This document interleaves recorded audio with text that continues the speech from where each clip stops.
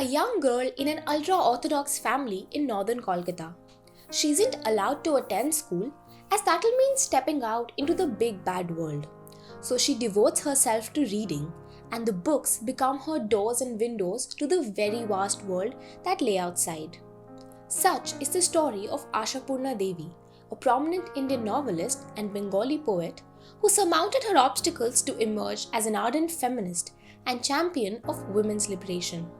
Let's take a look at her life and writing. Ashapurna Devi was born on 8th January 1909 in a traditional Bengali family of ethnic physicians. Her father, Harendranath Gupta, was an artist employed by a renowned British furniture making company. Her mother, Sarola Sundari, belonged to a liberal family with a passion for reading, which she inculcated into each of her daughters. Asha grew up in a joint family with a great dichotomy between male and female children, most of which came from her imperious grandmother's bigoted ideas. While the girls of the household were forced to remain unlettered and unschooled, the boys were taught by private tutors. Little Asha, however, was indomitable. She managed to learn the Bengali alphabet by regularly listening to the readings of her brothers and cousins. When her father decided to relocate his family out of their ancestral home, it gave Sarola Sundari and her daughters ample scope to read to their heart's content. Although Ashapurna missed out on formal education, she learned to read and write through books and magazines from local libraries and the many leisure reading endeavors. The period in which Ashapurna was raised was a socially politically restless time of nationalist agitation and awakening. But despite minimal exposure to the outside world, Asha grew up with a strong sense of patriotism.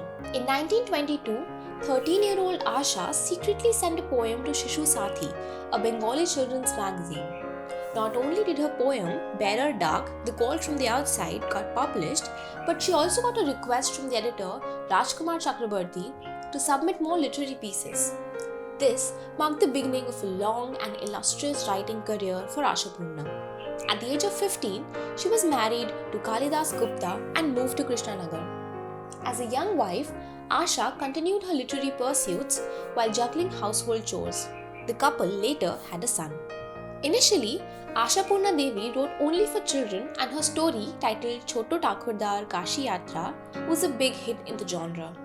In 1936, she made her adult fiction debut with Patni O Prayoshi, being published in the Puja bumper edition of Anand Bazar Patrika. In 1944 came Prem O Prayojan, her first adult novel. Ashapurna Devi's writings were not just about her personal world. Instead, it was an extended exploration of the women's world.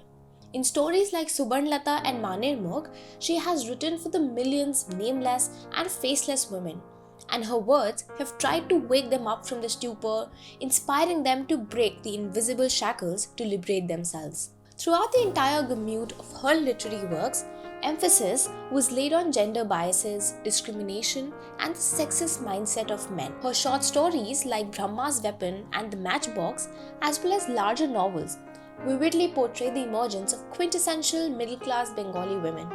Their repression, angst, growing awareness, awakening of conscience, and the final revolt. During her lifetime, Ashapurna composed more than 30 novels, poetry, and 10 volumes of collected works, besides children's fiction. However, it was her powerful trilogy that catapulted her to fame and glory. Between 1964 to 1974, she wrote 3 novels, Pratham Pratishruti, Subarnlata, and Bokul Katha, that traced women's liberation and the progression of the feminist movement from colonial to an independent India. These stories have strong female protagonists of 3 different generations who fight patriarchy in their own ways and reform traditional womanhood. For her significant contribution to the field of literature, Ashapurna Devi was bestowed the Gyanpith Award as well as the Padma Shri by the Government of India in 1976. She was conferred a doctorate of literature by Jadavpur Bardwan and Jabalpur University. She also won the Sahitya Academy Fellowship in 1994.